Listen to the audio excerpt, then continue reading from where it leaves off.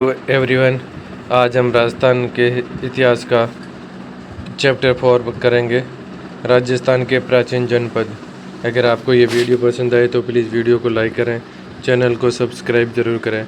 ये RS वाला की बुक है। अगर आपको ये बुक पसंद है तो प्लीज़ आप इस बुक को भी ले सकते हैं।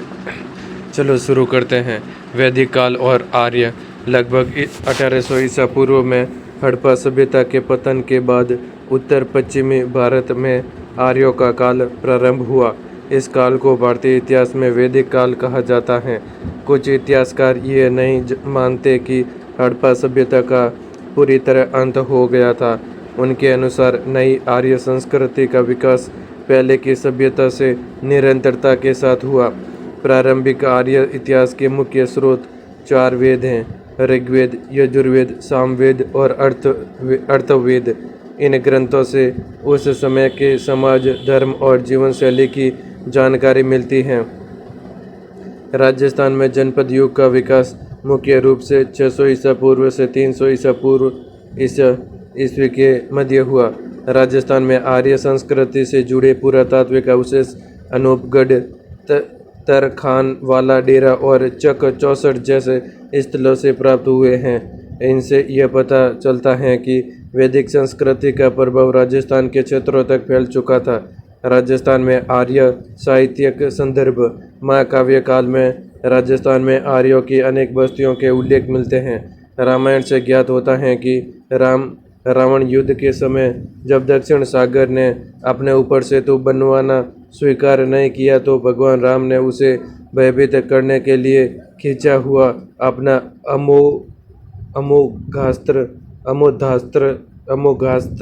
राजस्थान की ओर ही फेंका था, जिससे वह समुद्र के स्थान पर मरुस्थल हो गया। हालांकि यह कथा पौराणिक है, फिर भी इससे यह स्पष्ट होता है कि रामायण के रचयिता को राजस्थान क्षेत्र का ज्ञान था। महाभारत काल में राजस्थान। महाभारत के अनुसार राजस्थान का जंगल देश बीकानेर कौरव पांडव राज्य के अधीन था और मत्स्य राज्य उनका मित्र या अधीनस्थ राज्य था। कहा जाता है कि पांडवों ने अपने अज्ञातवास का 1 वर्ष भेष बदल कर मत्स्य देश के शासक विराट के दरबार में ही व्यतीत किया था। मत्स्य राज्य के राजा विराट ने महाभारत के युद्ध में पांडवों की ओर से युद्ध किया था और अपनी सेना सहित पांडवों की ओर से लड़ता हुआ मारा गया था।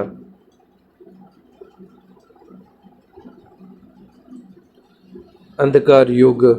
महाभारत युद्ध के बाद से महात्मा बुद्ध के समय तक का राजस्थान का इतिहास स्पष्ट नहीं है। इस काल के बारे में पर्याप्त पुरातात्विक और लिखित साक्ष्य उपलब्ध नहीं है, इसलिए इस अवधि को इतिहास की दृष्टि से अंधकार युग माना जाता है। बुद्ध के समय से भारतीय इतिहास के ऐतिहासिक युग के आरंभ होने के साथ ही राजस्थान के इतिहास में भी पहले की अपेक्षा कुछ अधिक स्पष्ट और प्रामाणिक जानकारी प्राप्त होने लगती है। बौद्ध ग्रंथों के आधार पर विद्वानों का मत है कि 6ठी शताब्दी ईसा पूर्व में भारतीय राजनीति के रंगमंच पर 2 प्रवृत्तियां विशेष रूप से दिखाई देती हैं। प्रथम, जनपदों का उदय और द्वितीय, साम्राज्य विस्तार हेतु जनपदों के मध्य संघर्ष। नेक्स्ट, राजस्थान के जनपद। प्राचीन काल में राजस्थान में अनेक जनपदों का उदय और पतन हुआ। बौद्ध ग्रंथ अगुंतर निकाय में 16 महाजनपदों का उल्लेख मिलता है, जिसमें मत्स्य जनपद भी शामिल था। राजस्थान के कुछ भाग कुरु, सूरसेन और अवंती जनपदों के अंतर्गत आते थे। इससे यह स्पष्ट होता है कि यह क्षेत्र उस समय के प्रमुख राजनीतिक क्षेत्रों से जुड़ा हुआ था। वर्तमान चित्तौड़गढ़ के आसपास का क्षेत्र शिव जनपद के नाम से जाना जाता था। 327 ईसा पूर्व में सिकंदर के आक्रमण के बाद मालव, यौधेय और अर्जुनायन जैसे गणतांत्रिक कबीलों ने राजस्थान की ओर प्रवास किया। इससे यहाँ की राजनीतिक और सामाजिक संरचना में नए परिवर्तन आए। नेक्स्ट, राजस्थान के प्रमुख जनपद। मत्स्य जनपद। आर्य जन के रूप में मत्स्य जाति का उल्लेख सर्वप्रथम ऋग्वेद में हुआ है, जो इसकी प्राचीनता का प्रतीक है। मत्स्य जनपद के संदर्भ शतपथ ब्राह्मण, कौशितकी उपनिषद और महाभारत में पाए जाते हैं। भौगोलिक दृष्टि से मत्स्य जनपद का विस्तार दक्षिण में चंबल की पहाड़ियाँ, उत्तर में सरस्वती नदी के वन क्षेत्र तक था। इसमें आधुनिक जयपुर, अलवर और भरतपुर के क्षेत्र शामिल थे। महाभारत काल में मत्स्य जनपद पर राजा विराट का शासन था।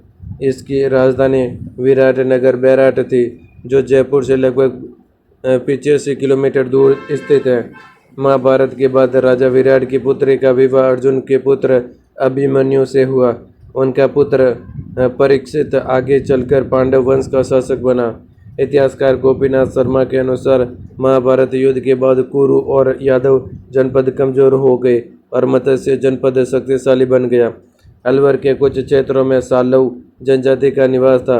मत्स्य जनपद की सीमाएं चेदी जनपद से लगती थी, जिसके कारण दोनों के बीच संघर्ष होते रहते थे। अंततः ये सभी जनपद मगध साम्राज्य में विलीन हो गए। मौर्य काल में मत्स्य जनपद मगध साम्राज्य का ही हिस्सा था। नेक्स्ट, सीवी जनपद। सीवी जनपद की जाति अपनी स्वायत्तता और वीरता के लिए विख्यात थी तथा सिकंदर के आक्रमण के पश्चात यह जाति मेवाड़ क्षेत्र में स्थानांतरित हो गई थी। इस जनपद की राजधानी माध्यमिका थी, जिसे वर्तमान में चित्तौड़गढ़ के समीप नगरी के नाम से जाना जाता है। बड़ी नगरी से बड़ी संख्या में तांबे के सिक्के प्राप्त हुए हैं, जिन पर ब्राही लिपि में मध्यमिकाई सीवी जनपद अंकित हैं, जो सीवी जनपद की राजनीतिक पहचान को स्पष्ट करता है।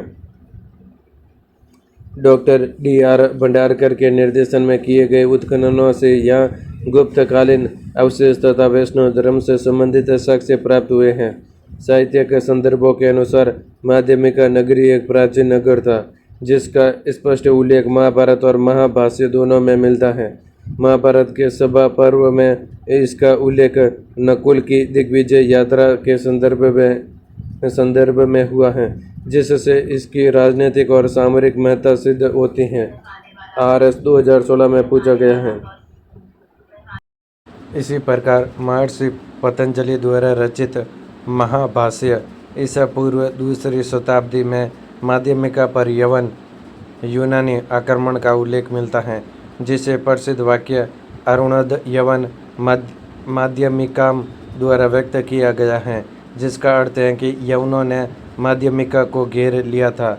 यह उल्लेख माध्यमिका की रणनीतिक एवं ऐतिहासिक महत्ता को सुदृढ़ रूप से प्रमाणित करता है।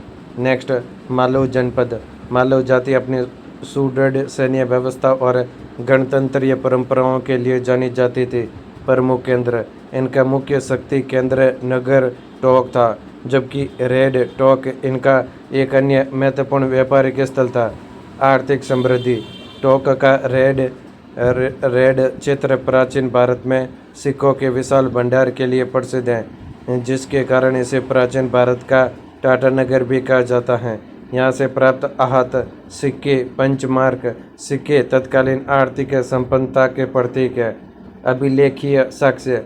भीलवाड़ा जिले के नानंदसा यूप स्तंभ लेख 225 ईस्वी से ज्ञात होता है कि मालवा ने विदेशी आक्रमणकारियों को पराजित कर वैदिक यज्ञों का पुनरुद्धार किया था। इन्हें पाणिनि ने आयुधजीवी शस्त्रों के बल पर आजीविका चलाने वाली जाति के रूप में परिभाषित किया है। नेक्स्ट, योधई जनपद। यह जनपद उत्तरी राजस्थान के वर्तमान श्री गंगानगर और हनुमानगढ़ जिलों के क्षेत्र में स्थित है। सैन्य योगदान। योधई एक अत्यंत शक्तिशाली और युद्धप्रिय गणराज्य था। उन्होंने उत्तरी भारत से कुषाण शक्ति के प्रसार को रोकने और उन्हें पराजित करने में निर्णायक भूमिका निभाई थी। राजकीय सम्मान।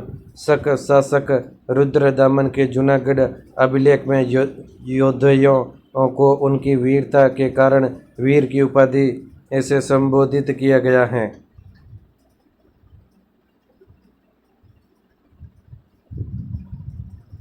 नेक्स्ट, अन्य क्षेत्रीय एवं लघु जनपद। जनपद का नाम और प्रमुख ऐतिहासिक तथ्य। सूरसेन जनपद का नाम सूरसेन, भरतपुर, धौलपुर और करौली। इसकी राजधानी मथुरा थी। यूनानी लेखकों ने इस क्षेत्र को सौर सेनोई कहा है। जनपद का नाम जांगल देश, बीकानेर और जोधपुर। यहाँ की राजधानी अहि छत्रपुर, वर्तमान नागौर थी। बीकानेर के राजाओं को जंगलधर बादशाह कहा जाता था। जनपद का नाम अर्जुनायन, अलवर और भरतपुर। इन्होंने मालवों के साथ संधि कर विदेशी शक्तियों जैसे शकों को सफलतापूर्वक प्रतिरोध किया। जनपद का नाम सालव, अलवर। महाभारत काल में इनका मत्स्य जनपद के साथ निकट संबंध और संघर्ष का वर्णन मिलता है। जनपद का नाम राजन्य, भरतपुर।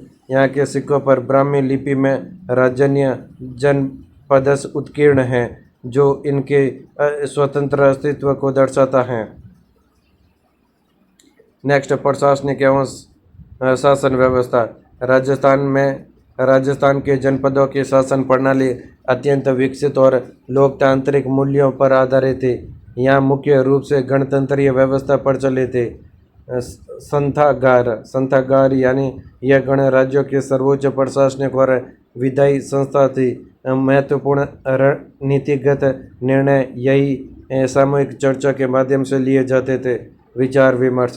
संथागार के सदस्य निर्धारित विषयों पर अपने स्वतंत्र विचार व्यक्त करते थे, जिसे अनुय विरोध कहा जाता था। मतदान पद्धति। यदि किसी विषय पर सर्वसम्मति नहीं बन पाती थी तो मतदान का सहारा लिया जाता था। मतदान के लिए विभिन्न रंगों की लकड़ी की पट्टियों का प्रयोग किया जाता था, जिन्हें सलाका कहा जाता था। मतदान की देखरेख करने वाला अधिकारी सलाका ग्राहक कहलाता था। नेक्स्ट, सांस्कृतिक, सामाजिक एवं आर्थिक जीवन।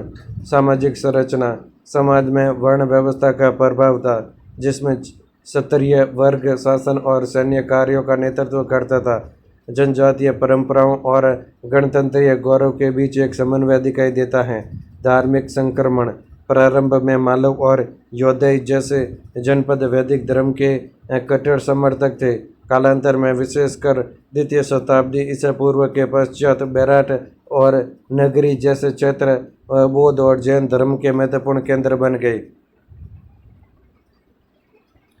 कला एवं शिल्प।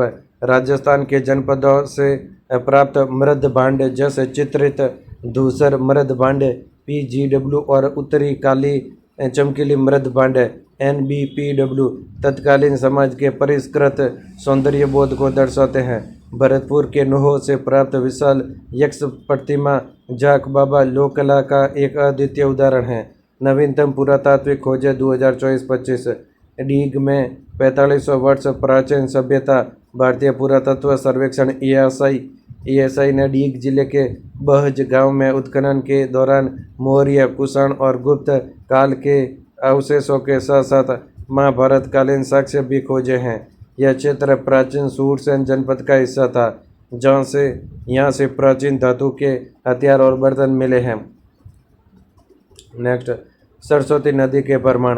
डीग में ही 23 मीटर गहरी एक प्राचीन जलधारा मिली है, जिसे ऋग्वेद कालीन सरस्वती नदी से जोड़ा जा रहा है। यह योद्धई और मत्स्य जनपदों के भौगोलिक विस्तार को समझने में नई मदद करेगा। नेक्स्ट, सिक्कों का नया भंडार। टोंक के जानकीपुरा और उदयपुर के आहड़ क्षेत्र में हाल ही में हुए सौदों में पंचमार्क आहत सिक्के मिले हैं। यह सिक्के जनपदकालीन व्यापारिक नेटवर्क की पुष्टि करते हैं, जो उस समय पेशावर से कन्याकुमारी तक फैला हुआ था। That's all in this video. अगर आपको ये वीडियो पसंद आए तो प्लीज़ वीडियो को लाइक करें, चैनल को सब्सक्राइब जरूर करें। एंड अपना नेक्स्ट टॉपिक होगा अध्याय 5, राजस्थान मौर्य काल से राजपूत उदय तक।